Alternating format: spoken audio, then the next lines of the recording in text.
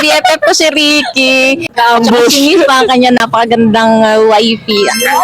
Yun. Okay, may tatanong sa inyong dalawa. Wala to Guys, script ha. ano to, legit to. Mag-asawa talaga sila. Mukha lang silang bata, pero mag-asawa sila. Kailan nagiging red flag sa inyo ang isang ex? Ay, may lakad ba to? Baka may lakad. Gahanap lang talaga kami ng magiging sa akin sa vlog. Buti may nakita ko yun sakto. Sige, huwag kayong mag-aaway ha. Baka mag-aaway kayo. Di ba may mga ex-ex kayo? Kailan sa inyo nagiging red flag yung isang ex? Kailan na parang strike to na yung ex mo na yan eh? Okay.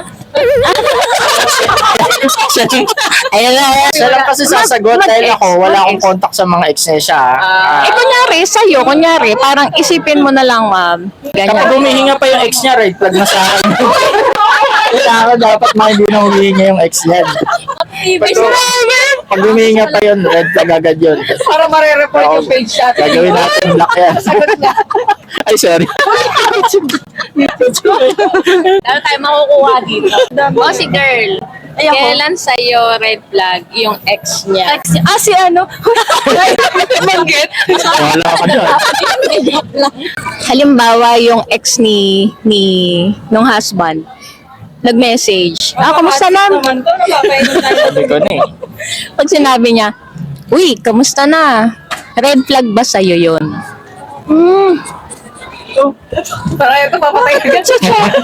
Hindi sa akin, kung may gano'n naman sa kanya, wala. Pero depende kasi din sa response eh, kung saan papunta yung conversation. Kung bakit siya nangangamusta. Eh kasi, pwede kasing ano eh, kunwari, dahil matagal na kayo walang contact, pero parang meron pala siyang i-offer na makakatulong sa aming couple. For example, ano pala, networking. Hindi, syempre, ano lang, meron palang ano eh, may mga, ano pala tayo, disclaimer pala tayo sa ano.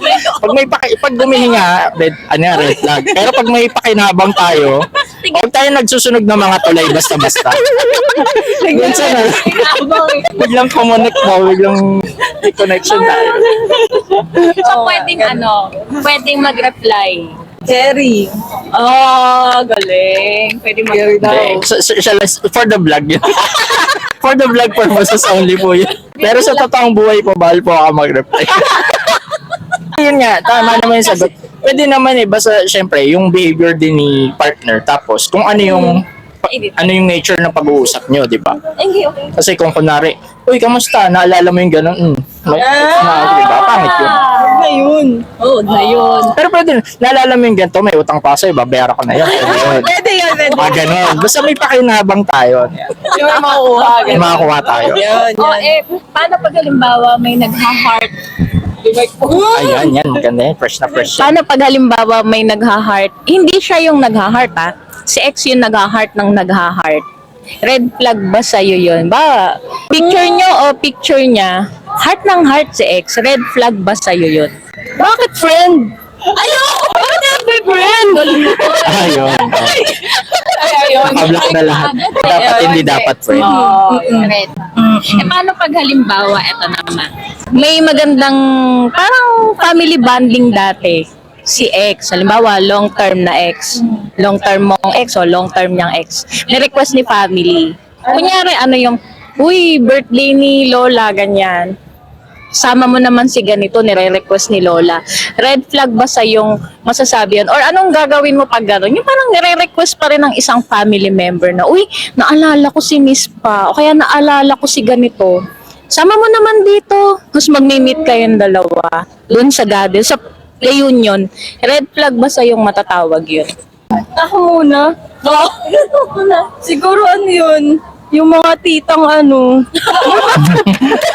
Napangalan ko pa ata. Ang galing mga tita. Pero pag mga close, syempre ano, red flag yan. Pero papayag ka. Halimbawa, Lola, matanda. Matanda. Tapos i-request si ex niya. Puntahin mo naman, magaling magmasahe yan, ganyan-ganyan. Red flag ba sa'yo yun? Oh, may Alzheimer's na kasi. Hindi kasi parang, kunwari sa akin, ex ko yung, kunwari sa akin tapos ex ko yung na-request. Oo. Eh, kasi kung maganda yung, ano nila, Paano ba? Siya yung magsasabi na red flag ba yun? Sino i-red flag niya Or dun? kayong dalawa, nare-red flaggan ba kayo sa ganun? Or mare-red flaggan ka para sa kanya? O Sa yan. kanya, hindi siya i-red flag ko kasi nagre-request naman yung ano eh, yung kamag-anak niya tsaka yung ex niya eh. May connection sila na labas ako doon kasi siya naman yung ano ko. So, syempre, pag kunwari kasal na kami, dapat yung mga kamag-anak din, sensitive sa ganun. Tatanungin niya ako kung ano, sa akin, kung maganda sana kung okay yung connection na. Pero kung may bad blood kami nung ex, wag na siyang lumapit. Baka maging handa siya doon sa gathering. Eh, pag yung ex ni Miss pa naman, nire-request na, Ricky, okay lang ba? I-invite ko si Kineso. Si Biko Sot, ay hindi, wag pala. Currently, mayor po namin yan. Mahal na mahal po namin ang Luzon ng Pasig. Mayor. So, hindi ka papaya. Hindi, depende nga eh. Kasi kung okay naman yung breakup nila, maayos naman. Kasi may mga ganun naman, hindi naman lahat ng ex maghahabol eh. Kung may iba naman na ex na maganda yung pinagsamahan or maayos naman sila naghiwalay, tapos maayos kayo na-introduce, maayos pa rin siya maitungo sa pamilya. Depende pa rin dun sa naging relationship nila. So, okay lang na magsabay kayo ng ex sa gathering. Oo. Depende rin. Pag mas gwapo yung ex, wag nang papuntahin. So, okay lang na magsabay kayo ng ex sa gathering. Hindi. Ito yung straight eh. Siyempre hindi. Yun, siyempre hindi. Kaya na Hindi siya, siyempre hindi. Kilala ko siya eh. Sige. Ang titikas naman palang sumagot nito mga tayo.